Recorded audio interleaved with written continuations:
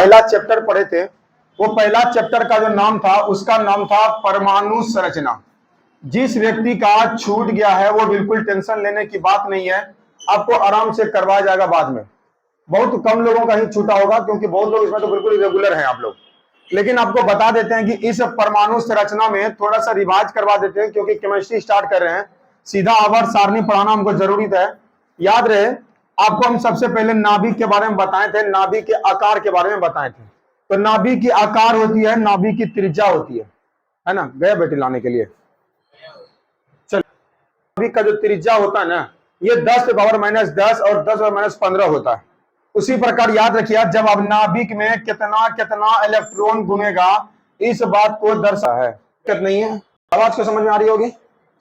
आपको हम बता दिए थे कि किसी के परमाणु में कितना कितना, मात्र 5 मिनट। आवाज नहीं जा रही है, रखिएगा, आवाज जा रहा होगा। चलिए, और हम जोर से ही बोल देते हैं। आपको बता दें कि किसमें किस किस नाभिक में कितना कितना इलेक्ट्रॉन है, इस बात को दर्शाने के लिए एक व्यक्ति आया था जिसका नाम था नील्स बोर। नील्स बोर ने साहब ने यही कहा था कि किसी कक्षा में कितना कितना इलेक्ट्रॉन भरेंगे, हम ये बात को देखे थे। तो इसके हिसाब से 2n² का फॉर्मूला था। तो याद रहे, पहली बात आप साइंस पढ़ रहे हैं, साइंस में आप अलग दुनिया में बिल्कुल भी नहीं जाएंगे क्योंकि सीधा याद रखिए जो बातें लिखी गई उसी बात को समझाया जाएगा। याद रहे, 2n² के अनुसार को जो पहला का जो नाम था वो k था, उसका l था, m था और n था।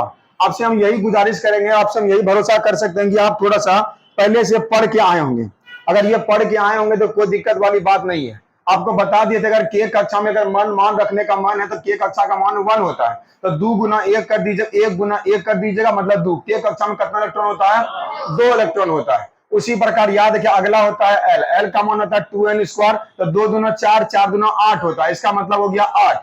अगला जो होता है वो होता है m जो कितना होता है, इसका होता है 2, 3 होता है, 3 हो गया इसका, 3 तिया 9, 9 दूना 18। तो ये बात याद रखिएगा, आपको जब भी क्वेश्चन परीक्षा में पूछेगा कि k कक्षा में कितना होता है, l कक्षा में कितना होता है, उसके बाद m कक्षा में कितना होता है, आपको क्या करना होगा, हर हमेशा निकाल लीजिएगा 2n² पर। सबसे बड़ी खास बात यहाँ पर यह थी, सबसे बड़ी खास बात यहाँ पर यह थी, आपको हम ये बता दिए थे, आपको हम ये बता दिए कि किसी प्रकार का अगर समस्थानिक या संभारिक निकालना हो, सबसे पहला होता है समस्थानिक। आपसे बहुत बड़ा रिक्वेस्ट है, ये बीपीएससी का बहुत फेवरेट क्वेश्चन है। ये समस्थानिक बहुत बार पूछा जाता है। समस्थानिक एवं समभारिक, समस्थानिक एवं समभारिक कौन सी होता है, ये बातें बहुत बढ़िया से बता दी गई थी। उसके बाद आपको हम ये बता दिए थे कि सम इलेक्ट्रॉनिक कौन सी होता है, बहुत बढ़िया से आप सीखे भी थे। आपका हम ये देख रहे थे कि मुंह के साथ साथ आपका कलम भी चल रहा था, हमको उसी समय अंदाजा हो गया था कि आप बिल्कुल सीख रहे हैं। तो कहीं ना कहीं समस्थानिक हो गया, संभारिक हो गया,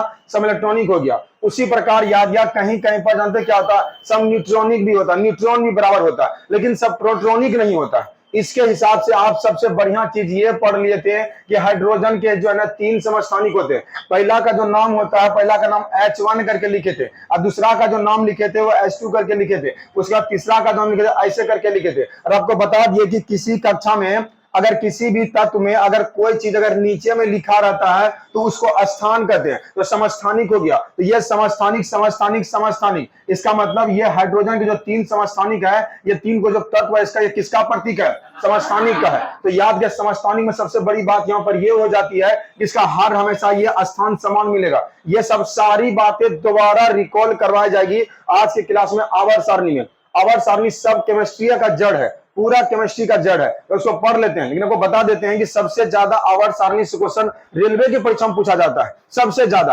आपका जो क्वेश्चन आएगा ना, तो या तो थोड़ा सा ऊपर से ही आएगा, आपको घबराने की बिल्कुल बात नहीं है। उसमें सीधे खड़े ये पूछ लेता है कि जिंक जो है ना, जिंक किस आवर्त का या किस वर्ग का, आपको यह बता दिया जाएगा। आइए थोड़ा ध्यान दीजिएगा, आपको बताइए, इसका जो पहला का नाम था, पहला का नाम था प्रोटियम, दूसरा का नाम था ड्यूटेरियम और तीसरा का नाम था ट्रिटियम। आपको हम ये भी बता दिए थे कि हाइड्रोजन का तीसरा समस्थानिक जो होता है वो क्या होता है, रेडियो एक्टिव होता है। ये रेडियो एक्टिव था ना सर जी, रेडियो एक्टिव इसीलिए था क्योंकि जानते हैं 3 में से 1 घटाएंगे तो कौन सी निकलता है भैया, हमेशा न्यूट्रॉन निकलता है। ये सब बातें भूल गए हैं तो बड़का कुल्हाड़ी पे पैर मार रहे हैं। तो याद रखिएगा, निचलका जो होता है वो इलेक्ट्रॉन कहलाता है, निचलका जो होता है वो प्रोटॉन कहलाता है। जब नीचे किसी को घटा देते तो क्या कहलाता है, न्यूट्रॉन कहलाता है। इसका मतलब इलेक्ट्रॉन प्रोटॉन न्यूट्रॉन को देखते रहिएगा, कोई दिक्कत वाली बात है नहीं। लेकिन आपको बता दिए थे कि किसी प्रकार का अगर ऊपर में आवेश लिखा हुआ है, आवेश के बाद इसी प्रकार में इलेक्ट्रॉन की संख्या घट बढ़ जाती थी ना जी, बहुत, अरे इतना खामोश का है, बोलिए जी। हाँ बोला करिए, वर्षा में बिंग क्या है आपके लिए, ऐसे मत करिए, मतलब बहाना ही बना देते फिर छोड़ देते आज, है ना। चलिए, इलेक्ट्रॉन, प्रोटॉन, न्यूट्रॉन हो गया। अगला हम आपको ये बता दिए थे कि न्यूट्रॉन की संख्या हर में से इसमें घटा के लिखाना। ये क्वेश्चन तो भैया नहीं पूछेगा तो पक्का फोन तो करने हैं, तो 235 है, यहाँ पे 92 है। हर हमेशा क्वेश्चन यही पूछेगा कि इसमें न्यूट्रॉन की संख्या निकाल के दिखाएं, सीधा छपेगा मतलब छपेगा, याद रखिएगा। 143 मार्क आइएगा परीक्षा में बहुत बढ़िया से। अब फिर भी अगर 143 नहीं आए तो कुछ भी नहीं करना है, खाली इसको घटा के देख लेना है। कभी कभी यहाँ पे 236 दे देगा या कभी 232 दे देगा, तो जो भी देगा खाली ऊपर से घटा लीजिएगा, बढ़िया होगा। लेकिन 90% चांस है ये पूरा का पूरा क्वेश्चन छपेगा। तो समस्थानिक क्या होता है, संभारिक क्या होता है, ये सब बात को पढ़ लिए थे आप, हल्का फल्का ये भी सीख गए थे। अगर मैग्नीशियम पे अगर प्लस प्लस लिख दिए हैं, इसका मतलब कौन सी होता है। अगर सोडियम पे अगर प्लस लिख दिए हैं, क्लोरीन पे माइनस लिख दिए हैं, आप ये समझ लिए थे, मतलब ये ग्रहण कर रहा था, ये किसी को दे रहा था। इसका मतलब हल्का फल्का बेसिक थोड़ा सा याद है। जब भी पढ़ाने के लिए आते हैं थोड़ा सा पढ़ के आए उस चीजों को, बहुत बेहतर होगा। क्योंकि आप उतना बायोलॉजी चीज को जो 4 दिन से 1 सप्ताह ज्यादा जो उतना हार्ड चीज को आप याद कर लिए, जीवाणु विषाणु का नाम याद कर लिए, तो केमिस्ट्री कौन सी है, ऐसा कोई बड़ी खास बात नहीं है ना। आइए थोड़ा सा ध्यान दीजिए। अब फिजिक्स में रटना नहीं पड़ता, फिजिक्स में सारे कॉन्सेप्ट है, कहीं भी आपको हम नहीं नट पड़ाएंगे फिजिक्स में। आइए ध्यान दीजिए थोड़ा सा। अगला जो देखे थे उसका नाम था रेडियो एक्टिव पदार्थ। बस 1 मिनट लगेगा, उसको स्टार्ट कर देते हैं। रेडियो एक्टिव पदार्थ जो था उसको कहते हैं जिससे अल्फा और बीटा और गामा प्रकाशीय किरणें निकलती है, जिससे 3 किरणें निकलती है, अल्फा बीटा गामा होता है। लेकिन याद क्या, अल्फा जो था प्लस था कि माइनस था, बोलो ये प्लस था, ये माइनस है, ये कौन सी था, ये उदासीन था। ये उदासीन गजब चीज होता है। याद रखिए, रेडियो सक्रियता को सबसे पहले खोजने का श्रेय हेनरी बेक्वेरेल साहब को जाता है। लेकिन याद किया, इसमें सपोर्टिंग करने के लिए रदरफोर्ड भी आए थे, उसमें क्यूरी साहब भी आए थे। तो याद किया, उसका मापक के बारे में पूछेगा तो तीनों का नाम लीजिएगा। लेकिन ऐसा ही मात्रा के बारे में पूछेगा क्या बोलोगे, बेकुरल बोलोगे। क्या बोलोगे, बेकुरल बोलना, बहुत बढ़िया बात है। अगला आपको हम ये बता दिए थे कि रेडियो एक्टिव पदार्थ को नापने के लिए हर हमेशा जीएम काउंटर का इस्तेमाल करते हैं। उसी प्रकार याद किया, जब आवर्त सारणी में 82 के बाद जाइएगा आपको खाली रेडियो एक्टिव पदार्थ ही मिलेगा। सारा काम आज यही करना है, जैसे कैसे करना है समझ में आ जाएगी ऑटोमेटिक।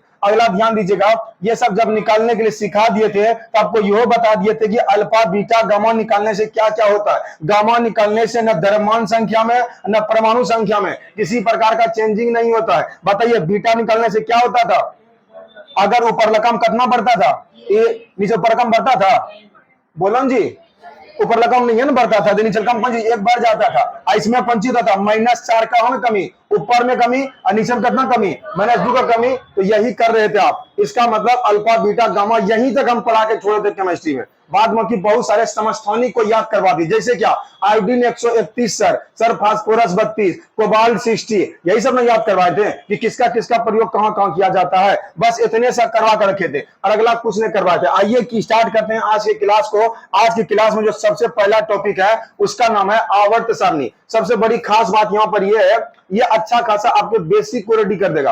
आप इतना आपको दिखाएंगे उसमें स्क्रीन पर वो आवर्त सारणी, आपको हल्का फुल्का फोकस पता चल जाएगा इसमें होता क्या क्या है। आइए, सबसे बड़ी खास बात क्या है, क्या, हाँ पॉजिटिव चार्ज हाँ। जी चलिए अब स्टार्ट करते हैं। आवाज जा रही है, चलो जाके थोड़ा शांत रहिएगा। चलिए ध्यान दीजिएगा, अब थोड़ा बेहतर चीज है। चलिए थोड़ा सा फिर क्या खोल दिए, स्टार्ट कर देते हैं आज की क्लास को। आपको बता देते हैं कि जहां पे आपका अनवारी होगा, जहां पे आप किताब कॉपी रखते हैं, अगर आपके पास हिस्ट्री का 4 बुक है तो हिस्ट्री को साथ साथ रखते होंगे कि ऐसा करते हैं आज इस राइटर का किताब पढ़ लेते हैं, आज महेश कुमार सर का पढ़ लेते हैं, तो लक्ष्मीकांत का पढ़ लेते हैं, तो आज ही राइटर का पढ़ लेते हैं, या जयशंकर सर का पढ़ लेते हैं। तो कोनो किताब अगर रखा हुआ है तो आप सरिया के रखते हैं। तो याद रखिएगा, अगर अनवारी कोनो बना हुआ है, अगर अनवारी बना हुआ है तो अनवारी में किताब की जो खटाले होती ना, ये अलग अलग एंगल से सजा के रखते हैं। याद किया, उसी प्रकार धरती पर से बहुत सारे तत्व का खोज होने लगा था। आपको हम बता दिए कि आपका जहां घर का स्टडी टेबल होगा ना, तो वहां पे आप किताब को सरिया के रखते होंगे। इसका मतलब हम ये बात इसीलिए बोल रहे हैं कि अगर आपके पास कोई भी चीजें हैं, अगर साथ साथ में रखिएगा ना, तो आपको इस बात का अंदाजा मिल जाएगा कि हमको उठाना क्या चीज को है। अगर आपके पास 4 गो कमीज है, अगर आप हैंगर में लगा के रखें तो येलो मतलब उठाने के लिए गए थे लेकिन पीला मतलब हल्का पहनने का मन हो गया तो वहां पे गए तब नहीं उठाएं। तो उसी प्रकार याद किया बहुत सारे तत्व होने लगे और धरती के अंदर जब तत्व का खोज होने लगा ना तो जहीं में कहीं सजाने का प्रयास होने लगा। तो याद किया तत्वों को सजाने का सबसे पहला प्रयास जो तत्वों का जो खोज किया था ना वो खोज किया था हमारे व्यक्ति था जिसका नाम था बर्जिलियस। किसने किया था? तो तत्वों को खोज करने का श्रेय बर्जिलियस को ही जाता है। बाद में बहुत बढ़िया क्वेश्चन पूछा जाता है, याद रखिएगा। आपको बता देते हैं विद्यार्थी वही सबसे आगे निकलता है जो कि केमिस्ट्री के बातों में पढ़ा रहे हैं हमको। अगर केमिस्ट्री से कोनो बात को अगर हट गए, अगर जीके जीएस का ही बात बोल रहे हैं, अगर अगला थर्ड पॉइंट को सुना दिया, अगर उसको कवर कर लिए तो उससे स्टैटिक जीके सुधर जाता है। ना समझे? अभी हम पढ़ाने वाले हैं आवर्त सारणी, लेकिन हम ला दिए बर्जिलियस को। बर्जिलियस में बढ़िया चीज किया था ना, क्या किया था? ये सबसे पहले उत्प्रेरक का खोज किया था। तो उत्प्रेरक का खोज करने का श्रेय हमारे बर्जिलियस साहब को जाता है। उत्प्रेरक का मतलब यही होता है कि किसी अभिक्रिया को घटा देना या बढ़ा देना। आप देखते हैं कि कोई दो व्यक्ति अगर युद्ध करता है या मार करता है ना, अगर तीसरा व्यक्ति कोई आ गया, अगर तीसरा व्यक्ति ये बोल दिया मार मार मार मार मार तो और मारेगा, ऐसा होता है। अगर ये बोलते छोड़ दो छोड़ दो छोड़ दो तो छोड़ देगा। इसका मतलब हर हमेशा तीसरा व्यक्ति पर डिपेंड कर रहा है, वो मारने के लिए बोल रहा है या छोड़ने के लिए बोल रहा है। तो उसी प्रकार याद रखिए यही काम उत्प्रेरक का करता है। लेकिन याद रखिएगा कहानी बढ़ती रही और किसी को कुछ पता नहीं चला, लेकिन सबसे एक आदमी आया लेकिन दिमाग बिल्कुल भी नहीं लगाया। आज भले हम लोग को ऐसा कहना पड़ रहा है लेकिन याद रखिए एक व्यक्ति का नाम था जिसका नाम था डोबेनियर। क्या नाम था? क्या नाम था? क्या नाम था? इसका नाम था डोबेनियर। क्या नाम था इसका? अब डोबेनियर साहब आए, उन्होंने यही कहा, देखिए थोड़ा सा फोकस कम रखिएगा बोर्ड की तरफ, आपको हम सभी बताए जा रहे हैं। याद रखिएगा आपको हम बता दिए थे कि डोबेनियर साहब जब आए ना, उन्होंने यही कहा कि सबसे पहले हम तत्वों को सजा देंगे, क्योंकि तत्व बिखरा पड़ा था। जब आपके सामान पूरा घर के इधर बिखरा पड़ा रहे, जब सजा दीजिएगा ना बड़ा खूबसूरती आ जाती है। तो याद रखिए उसी प्रकार सबसे पहले तत्वों को सजाने का काम एक व्यक्ति आया था जिसका नाम था डोबेनियर साहब। जब ये आया ना वो गजबे नियम लेके आया। उन्होंने यही कहा कि सबसे पहली बात, यह बहुत बार क्वेश्चन पूछा गया और जिस लेवल का परीक्षा देने के लिए आप जा रहे हैं तो याद के यही क्वेश्चन पूछेगा, एकदम फिक्स क्वेश्चन पूछेगा। तो याद रखिएगा डोबेनियर साहब ने सबसे पहले तिर्यक नियम दिया था। तिर्यक का मतलब ये होता है कि ट्रायड लॉ दिया था। ट्रायड लॉ का मतलब ये होता है कि 3-3 ग्रुप का लॉ दिया था। कहा था कि हम किसी तत्व को जब रखेंगे ना तो 3-3 को साथ रखेंगे, तो इसमें किसी को दिक्कत नहीं हुआ। जब उन्होंने कहा कि हम 3 तत्वों को साथ रखेंगे तो इसमें अगला आदमी को किसी को दिक्कत नहीं हुआ। यहां तक ये बहुत बड़े टीचर और प्रोफेसर साहब रह चुके हैं। समझे बात को? अब ध्यान दीजिए थोड़ा सा, आवाज कौन रही है? ज्यादा था आवाज? हम भी जोर से बोल रहे थे।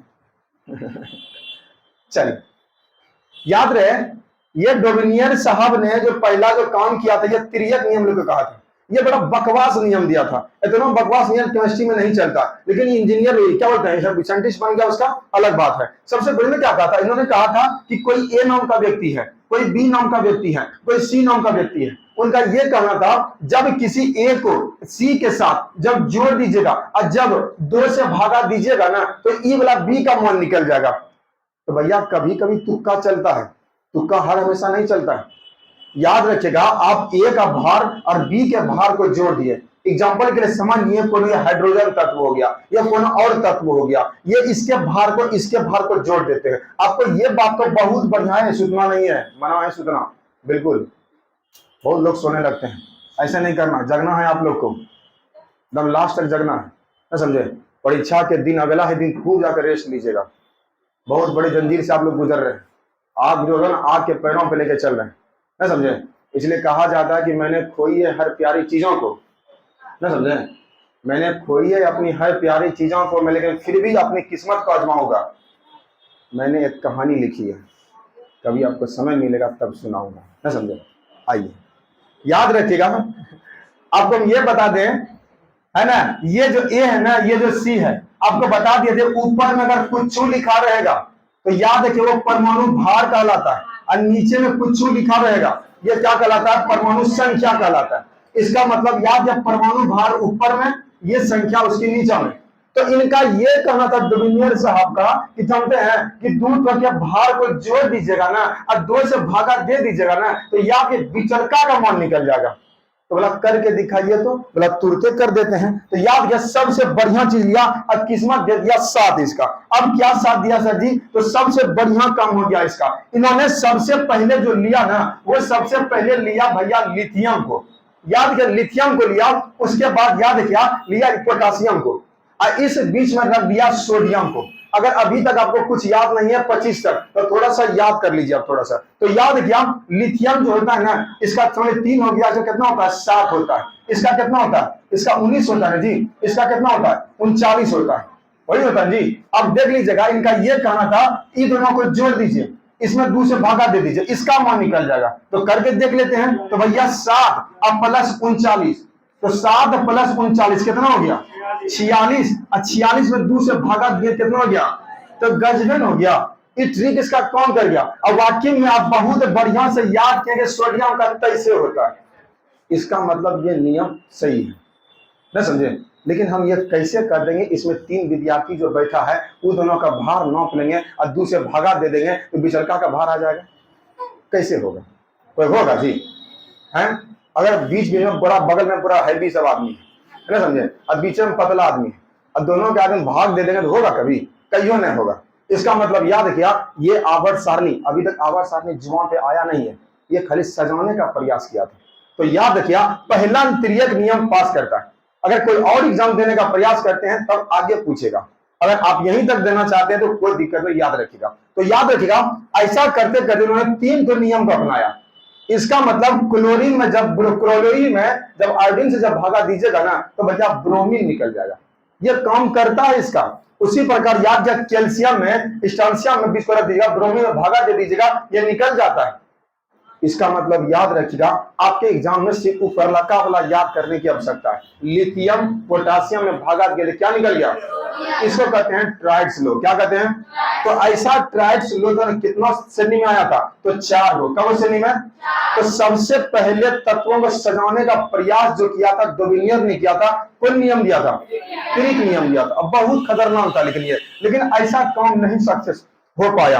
अगला ध्यान दीजिएगा, बहुत बढ़िया है। तो सर जी पूछिएगा कौन सी? बस भैया हमने परीक्षा आयोग पूछेगा आपसे कि ट्राइड लो जो दिया था डोमिनियर नहीं दिया था, कुछ नहीं भैया, अगला कुछ नहीं पूछता आपके एग्जाम में। अगला ध्यान दीजिएगा थोड़ा सा, अगला क्या चीज है?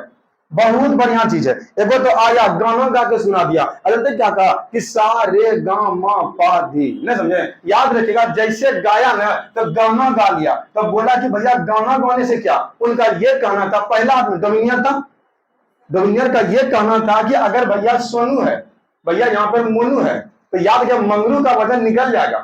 तो ठीक है, निकाल दिया तो चलेगा, लेकिन भैया हर जगह थोड़े निकलेगा। इसे देख लीजिएगा, ओनली फॉर 12 गो। और आपको पता है कि बहुत बढ़िया से अगर घर में बैठ के पढ़ते होंगे आप, तो बहुत बढ़िया से पता है कि 118 तत्व से अधिक तत्व का खोज हो चुका है। तो भैया क्या ये 118 तत्व जो है, इसका काम करेगा लोग ना? नहीं, सिर्फ वही 3 में काम करेगा। सभी किताब वाले ने सिर्फ लिथियम को, पोटासियम को, सोडियम को ही मान के एग्जांपल लिखा है। समझे बात को? तो कभी आपके परीक्षा में जो भी है, तो या खाली वही ऊपर लग के वाला याद रखना। अगला व्यक्ति आया न्यूलैंड्स का नियम। उन्होंने ये कहा कि भैया जानते क्या हो गया, हम एक नियम देते हैं, वो अष्टेक्षा त्रिक नियम दिया था ना, तो हम क्या देते हैं? अष्टक नियम देते हैं। अष्टक नियम का मतलब ये हो गया, जानते होगा क्या करना था कि इसको गिन लीजिए और यहां से 8 आदमी तक गिन लीजिए। तो 1 2 3 4 5 6 7 8। उनका ये कहना था कि जहां से गिनिएगा ना, इन दोनों का स्वभाव मिल जाएगा। कैसे कह सकते हैं हम? कईयों ने कहेंगे, नहीं समझेंगे। अगर यहां से गिनेंगे जी 8 आदमी वहां तक चल जाएगा, तो स्वभाव क्या होगा? कहिए होगा, कैसे हो जाएगा? इसमें ढेरी बीच में छूट गया आदमी, नहीं छूट गया? अगर होशियार का काउंटिंग करेंगे तो ढेरी बगल छूट जाता है, नहीं छूट जाता है? इसका मतलब याद रखिएगा, इनका यह कहना था अष्टक नियम। मतलब यह हो गया कि भैया लिथियम है, बेरिलियम है, या काउंटिंग कर लीजिए 1 2 3 4 5 6 7 8। इनका यही कहना था, लिथियम जो है ना सोडियम से मिलेगा सारा गुण। यह काम नियम कर गया, ना समझे? 2 बार बोले सरस्वती माता की जय, ऑप्शन नंबर सी मारे, सही हो गया। तो जरूरी थोड़ी हो जाएगा अगला नंबर, नहीं है जी? आप लोग को भी वही करना है। पहली बात तो याद रखिएगा, सबसे पहला काम यही करना है कि फर्स्ट राउंड में जितना बने एकदम जल्दी जल्दी बना के पहुंच जाना। मैथ हो या जीके जीएस हो, पहले तो जीके जीएस का सवाल है उसमें है, पहले जाना है, जितना बनेगा पहले काउंटिंग कर लेना। है ना, अंदाजा लगा लेना कि कहाँ है, 50% के नीचे है कि बराबर है। उसके बाद वैसा क्वेश्चन पे जाना जिसको लग रहा था कि ए पढ़ा लगता है माइंड में कि बी माइंड में, ना समझे। जब बिल्कुल नहीं जानते हो, जिसमें लग रहा है तीनों ऑप्शन सही लग रहा है, उसको सबसे लेट से बनाना, सोचने का प्रयास सबसे लास्ट में करना। मैथ इसमें बहुत कम पूछे जाएंगे आपको, इसका मतलब याद कि मैथ को आप लास्ट में भी समय दे सकते हैं, ना समझे। हाँ नहीं, अटेम्प्ट कैसे करेंगे, निगेटिव मार्किंग है ना, निगेटिव मार्किंग नहीं है। जो बिल्कुल नहीं जानते, माइंड में एक रहती दूर दूर तक नहीं है, उसको चुना ही नहीं है। इसका मतलब ये नहीं कि हम रंग देते हैं, और रंगिएगा जो भैया सही करके आए हैं ना, वो निगेटिव कट जाएगा, और 0.25 या 0.35 आपके करियर को बर्बाद कर सकता है। इसलिए आधा नंबर का महत्व रखिएगा। हो सके इसके पहले कंपटीशन कौन दिए हमको तो नहीं पता है, लेकिन अब कंपटीशन के एग्जाम में आ गए हैं आप लोग, भैया यहाँ पर पास करना होगा। 120 क्वेश्चन में से आपको अच्छा खासा नंबर लाना होगा, और नहीं लाइएगा तो बहुत बड़ा परेशानी में चल जाएगा। इसलिए बिल्कुल जो नहीं पढ़े हैं कोई दिक्कत नहीं, नहीं मारेंगे, कम में रंगाया है कोई दिक्कत नहीं, ना समझे। अगर ये काम हो जाता है तो बहुत बढ़िया निकल जाओगे। तो याद किया, अष्टक नियम दिया। अष्टक नियम यही कहा कि पहला सो गिन लीजिए, तो ये तो क्या कहा कि इसको गिन लीजिए। इनका कहना था 1 2 3 4 5 6 7 8, इसका मतलब ये दोनों इससे कम करेगा, ये कम कर गया। इसका मतलब याद रखिएगा। तो क्वेश्चन सबसे पहली बात यही रखिएगा कि जो न्यूलैंड साहब है ना, न्यूलैंड साहब ने अष्टक नियम मतलब कि संगीत के नियम पे, संगीत आपको बहुत बढ़िया से याद होगा, सा रे गा मा, हम लोग जानते हैं गाना, सा रे गा मा पा धी नी, अब फिर पंची सा, काउंटिंग कर लो, 1 2 3 4 5 6 7 भैया 8। मतलब संगीत के स्वर के अनुसार ये रिपीट होते आता है। ये सा से स्टार्टिंग हुआ था, दोबारा सा पे आएगा। इसका मतलब भैया लिथियम जो है ना, सोडियम स्वभाव का समय होगा। ये ऑटोमेटिक जब स्टार्ट करेंगे हम आवर्त सारणी ना, तो पता चलेगा कि क्या जो पढ़ाया था सर न्यूलैंड के बारे में, अभी स्टार्ट करेंगे आवर्त सारणी।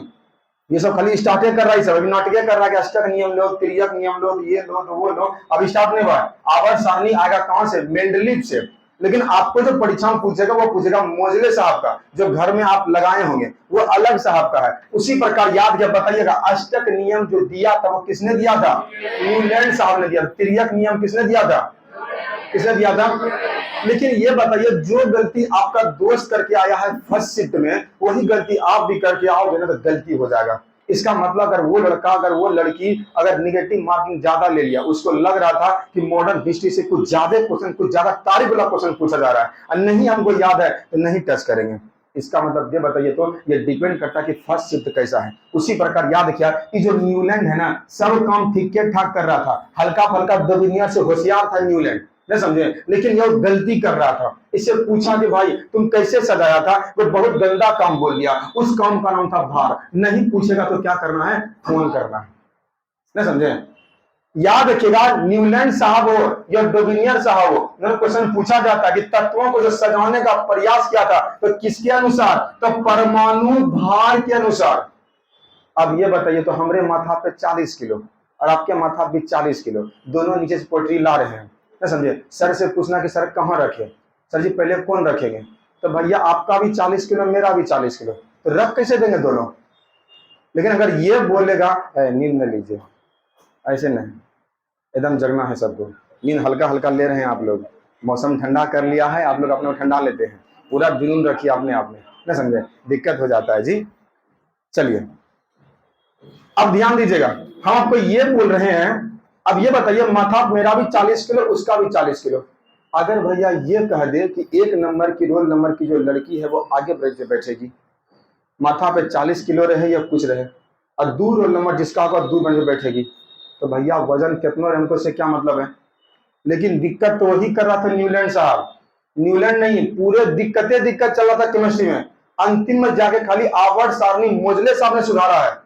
ये लोग को लगा ये सब फेल काय कर रहा है परीक्षा में, तब पता चला परमाणु भार, ना समझे। हमारा रोल नंबर 1, आपका रोल नंबर 2, आप पर वजन 60 किलो, मेरे वजन 30 किलो, हमको इससे क्या मतलब, मेरा रोल नंबर 1 है, हम यहां बैठेंगे, आप वहां बैठिए, ना समझे। यही दिक्कत हो गया। तो क्वेश्चन पूछेगा कि डोबिनियर साहब ने तत्वों को सजाने का प्रयास किसके अनुसार, परमाणु भार, और न्यूलैंड ने भी परमाणु भार, दोनों परमाणु भार, कोई चेंजिंग नहीं किया, यही गलती कर दिया। आगे ध्यान दीजिएगा थोड़ा सा, बहुत बढ़िया चीज है, 1 मिनट के अंदर आपको सुनाना है। सबसे बड़ी बात यहां पर यह हो जाती है, याद है क्या इनका जो है क्या था, यहां पे लिखा हुआ है परमाणु द्रव्यमान, दिख रहा होगा, नहीं दिख रहा है, इधर जाता है क्या ही, हाँ चले जाता है, ये बड़ा हो गया वो है दूर, हाँ छोड़ दीजिए, ध्यान दीजिएगा, अब ध्यान दीजिएगा, न्यूलैंड्स के अनुसार यह परमाणु द्रव्यमान सजाया था, जब सजा दिया था इनका यह कहना था कि बढ़ते क्रम में रखा गया। और सबसे बड़ी बात यह है कि सिर्फ 8 तत्वों के बारे में यह आपको बोलने के लिए बोल रहा, देखिए गजब चीज है, एकदम सॉलिड चीज, बहुत बढ़िया। इनका क्वेश्चन ये पूछेगा कि जानते क्या ये जो न्यूलैंड साहब थे उसके आवर्त का या उसके सजाने की प्रक्रिया में अंतिम तत्व कौन सा था, भैया ये थोरियम, कौन सा कौन सा कौन सा, इसका मतलब न्यूलैंड साहब का जो तत्वों का जो श्रेणी था उसमें अंतिम तत्व कौन था, कौन था। लेकिन सभ्य को एकदम शुरू से याद होगा कि कैल्शियम का मान कितना 40, मतलब परमाणु संख्या 20। तो भैया ना दिक्कत क्या था कि न्यूलैंड साहब हो या हमारे डोमिनियर साहब हो, निचलका तो देखिए नहीं रहा था, निचलका देखिए नहीं रहा था। एक होता कि निचलका अगर नीचे वाला देखता तो कोई बातों रहता, ऊपर लगा देख रहा था। तो बहुत सबसे ज्यादा अभी तक में सबसे ज्यादा इंपॉर्टेंट क्वेश्चन ये वाला है, यही वाला, इसको मिटा के बार फिर से टिक लगा देते। सबसे ज्यादा अभी तक जो पढ़े सबसे ज्यादा क्वेश्चन पूछा जाने वाला यही है। सर जी इसका मतलब क्या है, याद क्या न्यूलैंड का जो अष्टक नियम था ना, ये लिथियम जो पढ़ रहे थे ना आप सोडियम तक, याद रखिएगा ये ओनली फॉर सिर्फ कैल्शियम तक ही लागू होता है।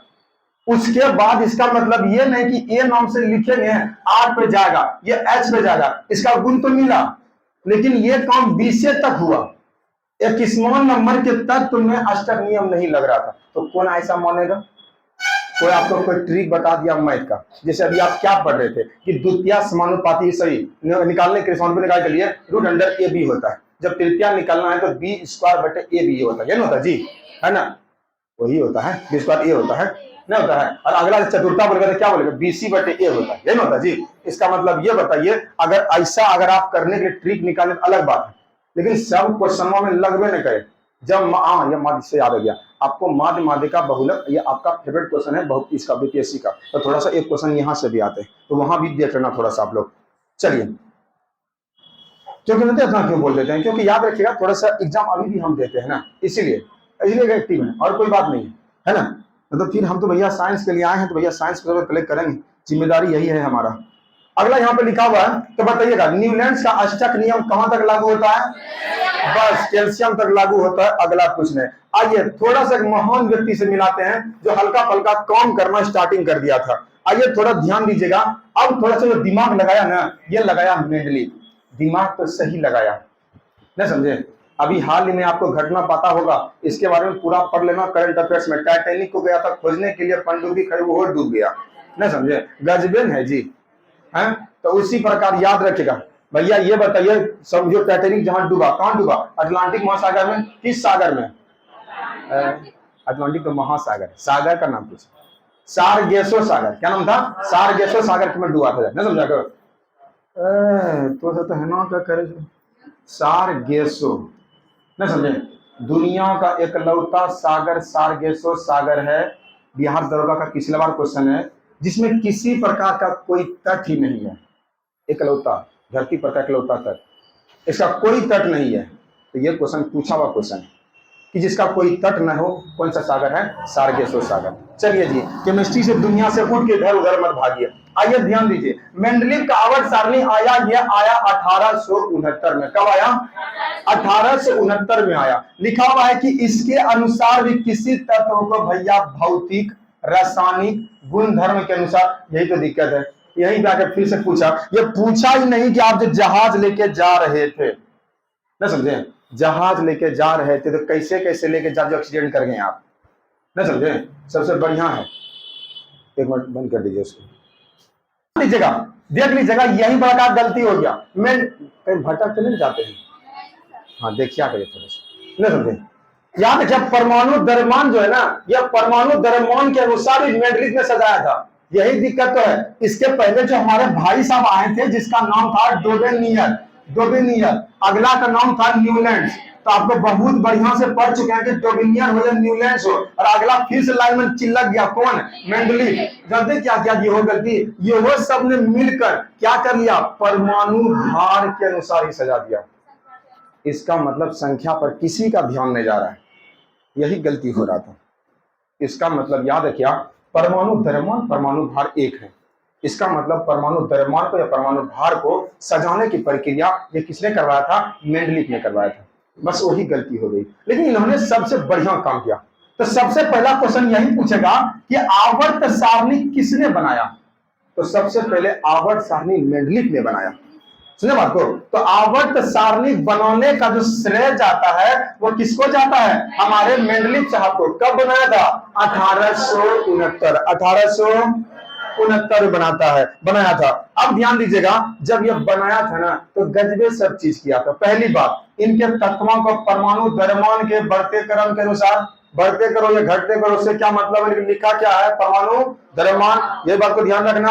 आगे लिखा हुआ है जब सजाया था, देखिएगा एक होता है वर्टिकल, इसको कहते हैं गुरु, तीनों परीक्षा में पूछता है, हिंदी इंग्लिश सभ्य।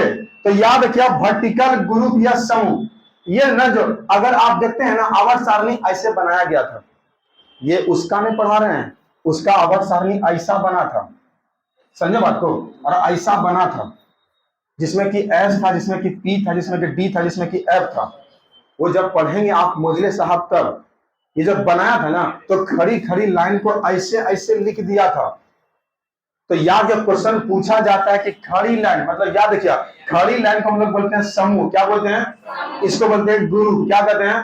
तो मेंडलीफ के आवर्त सारणी में गुरु की संख्या कब होती, 9 गो। कब मतलब ऐसा ऐसा लाइन कब होगा, 9 गो होगा, समझे बात को। उसी प्रकार याद रखिएगा हॉरिजॉन्टल मतलब पीरियड मतलब याद आवर मतलब भैया सुतल का लाइन जो था वो कब था, 7 गो। याद रखिए आप, इसका पूछे या नैका का पूछे, नैका और पुरनका में दोनों में 7 हैं, समझे बात को।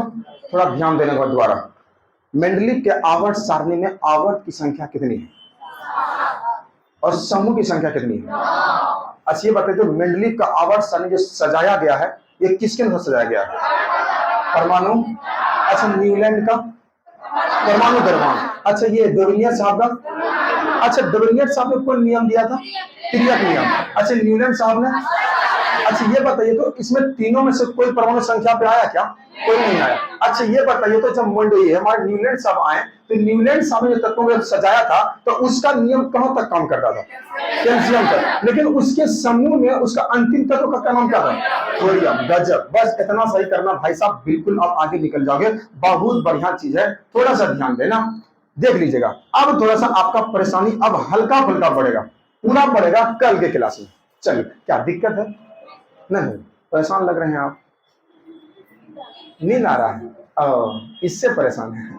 चलिए देखिए, सुख तो सबको पसंद है ना जी, किसको रोना मतलब ये किसको पसंद नहीं है कि आराम से सूतेंगे घर में रहेंगे। जो भैया घर से निकला है वो अलग निकला है, थोड़ा ध्यान दीजिएगा, हम भी थोड़ा सा ध्यान दीजिए। लिखा हुआ है टोटल तत्व की जो संख्या है, नहीं समझे, टोटल तत्व की संख्या जो है कितना है, 63। आपको पता है लिखा हुआ है, देख लीजिएगा। अब हम इस ग्रुप को एग्जांपल के लिए आप देखते हैं कि फोन आता है रेडमी, फिर आता है रेडमी प्रो, नहीं आता है। इसका मतलब याद रखिए, अगर कोई प्रो आ गया या मैक्स प्रो आ गया, कुछ भी आ गया, उसी को खाली लार्ज कर देता है। इसका मतलब याद रखिए, जो नो जो है ना, नो में ही सबस्टांस को बांटना स्टार्टिंग कर दिया और कहा कि नो को बांटिए, ग्रुप में बांटिए। तो ग्रुप का नाम रखा ए और बी। इसका मतलब अगर नो को ही ग्रुप में बांटेंगे तो 9 गुना 18 ना हो जाएगा। यही चलकर आगे कॉपी कर लिया हमारे मोसले साहब ने, इसलिए उसमें समूह जो संख्या है ना यह 18 हो जाता है। ये तो 7 का 7 रहता है। पूरा लाइव चलेगा, टेंशन नहीं लेना, खाली फोटो लगा रहेगा तब ये बताते रहेंगे। आगे ध्यान दीजिएगा, लिखा हुआ है इसके अंदर क्या गया, लिखा हुआ कि 8वें समूह को छोड़कर सभी समूह को क्या कर दिया, उस समूह में विभाजित कर, मतलब कुछ सॉरी 8वें बोलते हैं 0 समूह और क्या 8वें समूह 9 तक है ना, 0 से स्टार्टिंग किया था, 0 से लेकर 9 तक में 8वां को छोड़ दिया और 0 को छोड़ दिया, दोनों को छोड़कर ये क्या किया, सब में ऐसे करके फोटो बना दिया। अगर ये 1 नंबर यहां तक है, इसको 1 का A कर दिया, इसको 1 का B कर दिया, समझे बात को। अगर यहाँ 2 नंबर यहाँ से यहाँ तक है तो 2 का ए कर दिया, 2 का बी कर दिया, मतलब ग्रुप में बांटना स्टार्टिंग कर दिया। ये हल्का फल्का लक्षण दिखने लगा किसी और के एग्जाम के लिए, मतलब किसी और के आवर्त सारणी के लिए। सबसे बढ़िया बात जानते क्या हो गया, जो आदमी अपना गलती कबूल कर लेता है वो बहुत बेहतर व्यक्ति होते हैं। और गलती कबूल करने में सबसे पहला काम यही किया था, उन्होंने कहा था कि हमसे कुछ गलती हुई है और गलती को स्वीकार भी लिया था। उन्होंने ये कहा था कि हम ये किसी को कैसे बता दें कि आज लोहा का खोज हो चुका है, आने वाला समय में लोहा जैसा कोई और तत्व नहीं मिलेगा। हो सकता है ना ऐसा? तो याद है क्या सबसे बड़ा समाधान ने क्या किया, समझदारी के बाद यह हर जगह पे बहुत सारी जगह पे क्या किया, खाली जगह को छोड़ दिया कि मेरे बाद अगर कोई इंसान अगर आएगा तो वहीं पे अगर लोहा जैसा मिलेगा ना तो लोहा के पास ही लिख देगा, उसको परिश्रम कम करना पड़ेगा। तो क्वेश्चन पूछा जाता है कि कितना जगह छोड़ा है, तो 3 जगह छोड़ा। समझ बात को, ये तीनों फेवरेट और अच्छा इंपोर्टेंट क्वेश्चन। आइए पहले ध्यान दीजिएगा, लिखा हुआ है जब ये काम कर रहा था ना मंडलिक साहब, जब मंडलिक साहब जब काम कर रहे थे, सबसे बड़ी क्या खास बात था, सबसे बड़ी खास बात यह था कि इस समय नोबेल गैस का खोज नहीं हुआ था भाई साहब, नहीं समझे? ये वो बढ़िया चीज हुआ। अब जिसका खोज नहीं हुआ तो हम कैसे बोलेंगे, कहां रखेंगे उसको, ना समझे? लेकिन देख लीजिएगा आपको तीनों का आवर्त सारणी दिखाया जाएगा, देख लीजिएगा सबके आवर्त सारणी में सबसे पहले हाइड्रोजन में होता है और हाइड्रोजन को आवारा तत्व कहा जाता है, ना समझे? बिल्कुल आवारा तत्व कहा जाता है, कहीं कहीं घुस जाता है खसरा, ना समझे? जो ही ना जहां तहां चल जाता है। अब भैया ये बताइए, सबको ये लगा कि बीच में रखिएगा ये सब परेशान कर देगा, ये कोना में रख दो, एक के नंबर पे रख दिया, ना समझे? इसका मतलब याद रखिएगा, हम यही बताना चाह रहे हैं, जानते क्या, कि नोबेल का खोज नहीं हुआ था लेकिन इसे अक्रिय गैस ग्रुप में रखा गया। तो बताइए नोबेल गैस को इनर्ट गैस कहते हैं, इसी को अक्रिय गैस कहते हैं, इसी को उत्कृष्ट गैस कहते हैं, जिसमें कि आप हीलियम को पढ़े, नियोन को पढ़ेंगे, क्रिप्टॉन को पढ़ेंगे, रेडॉन को पढ़ेंगे, जेनॉन को पढ़ेंगे, लेकिन पढ़ेंगे कल की क्लास में। मतलब इसका मतलब यहां तक हो गया। लेकिन आपको बता देते हैं, थोड़ा सा एक मिनट ध्यान दीजिएगा, आंख बंद करके भी ये लाइन थोड़ा कल याद करके आ जाना, 2 8 8 18 32 32, ना समझे? क्या है हमको क्या पता क्या है, कल याद करके आना, ना समझे? ये खाली ये ट्रिक है, ना समझे? तो याद रखिए पूरा आवर्त सारणी इसी से निकाला जाएगा। बहुत सारे बातें रह गई, क्लास है, ठीक है, तो रहने देते हैं, मिलते हैं अगले क्लास में। सभी को जय हिंद। अरे